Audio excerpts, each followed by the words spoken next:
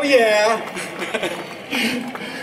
all the way from Romania to be here today with us at the Reason Rally, Christina Rad.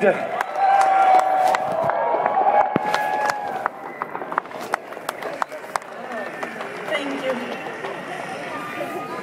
You overestimated how tall I am though.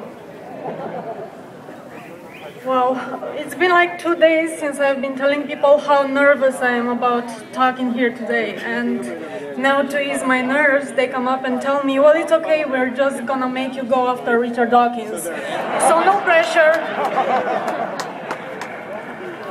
Seeing so many people here is absolutely overwhelming, especially with the wind and the rain and baby Jesus crying, I guess.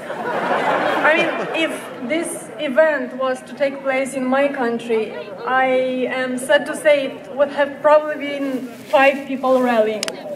And maybe 2 of them would be very enthusiastic and 3 of them would be there hoping they might get free stuff. And this is not even a joke. It is really that sad. So it is so exciting to be here.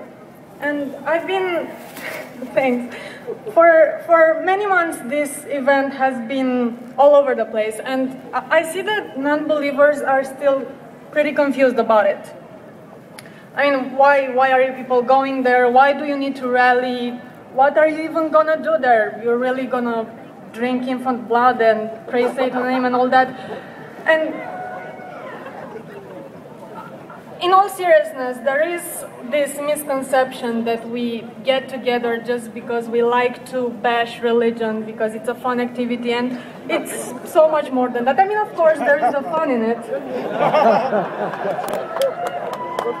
But as far as I can tell, our criticism of theists, and I think especially creationists, has nothing to do with them just having a religion. There are so many religions and religious cults out there that atheists and, in general, skeptics don't even come close to mentioning.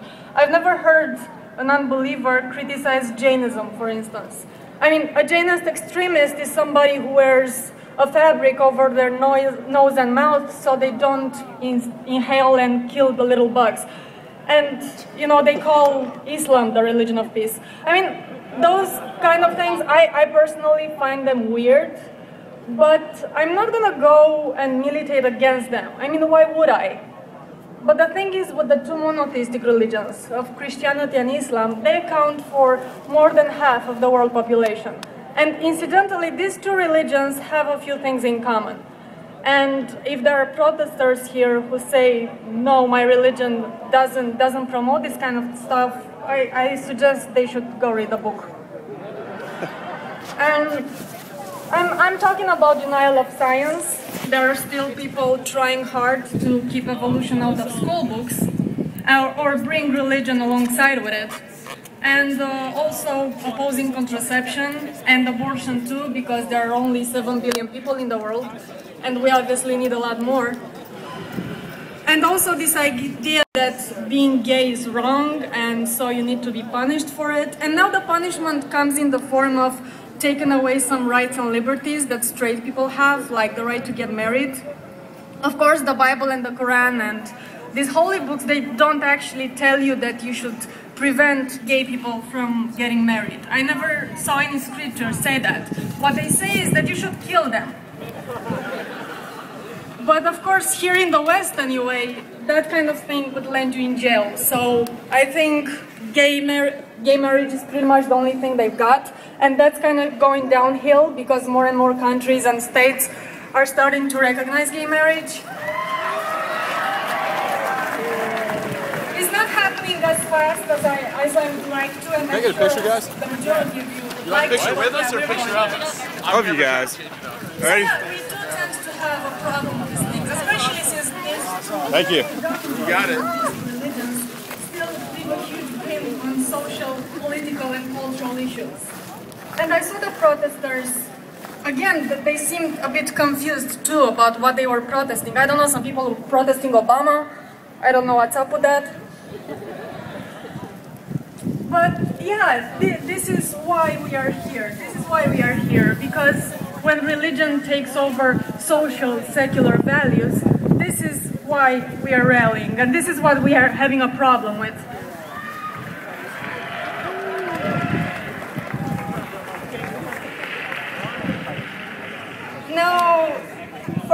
fun. I know there are people who say that we are getting here together. This just shows that atheism is just like a religion. I'm sure you've all heard this, right? People saying that atheism is just like a religion, believers saying that. Because they say apparently we also have our sacred books, like the God Delusion and so on. And then we have our prophets, like Charles Darwin, and we have our evangelists, you know, the people who are spreading the good word around. And then there are people who give their money away to further the cause. We have these gatherings, all this stuff that indeed you do find with religion. But you see, if atheism is a religion because of these things, then so is the Democratic Party. And so is feminism, and so is the NFL. And so is, yeah, everything else that involves people getting together and being active in any given field. I mean, what would really take for atheism to become a religion? First of all, we would indeed need a very old book that we hold as unfalsifiable, which is kind of hard when you're a skeptic. I don't know how that works. And this book should not only tell us that there is no God, but also should set the rules of atheism for us to follow. And I will get to that in a minute. Because if you're thinking, you know, Darwin's Origin of Species is pretty old, that's not a good pick. Because first of all, it doesn't actually tell us that there is no God.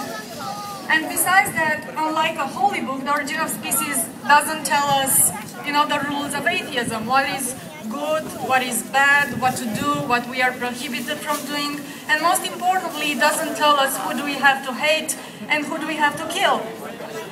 Which, as we all know from the best-selling holy books, is pretty essential. And then we obviously would need to have a prophet. And again, if you're thinking Charles Darwin, he would make for a very lame prophet, with all due respect, because he was never documented to do any kind of magic. A prophet doesn't just go around studying images and writing science and all that nonsense. I mean, he does cool stuff.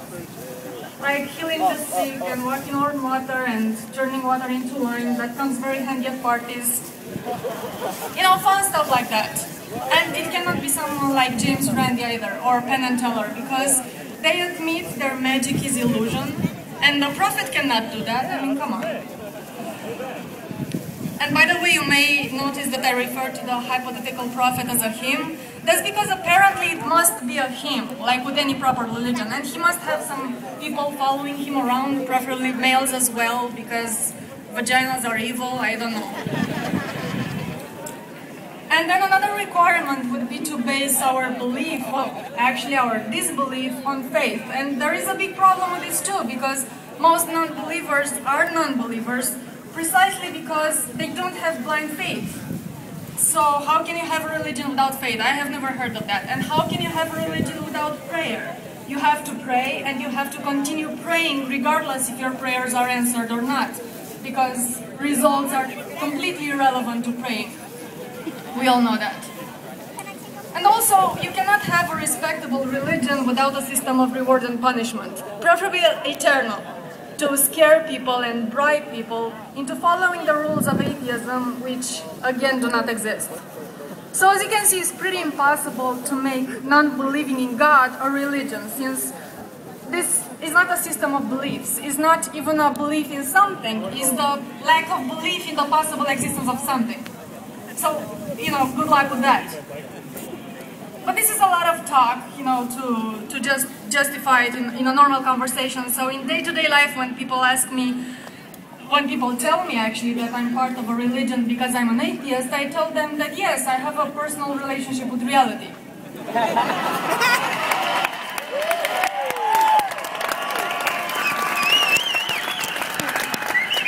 Thank you very much. And again, I have to say that the main reason I'm so nervous about this is that I think me being here is just not, is bigger than me, sort of speak. Because it shows that, you know, this is a growing movement worldwide, not just here. And even if in some places it's growing painfully slow, we are everywhere. We are. Thank you.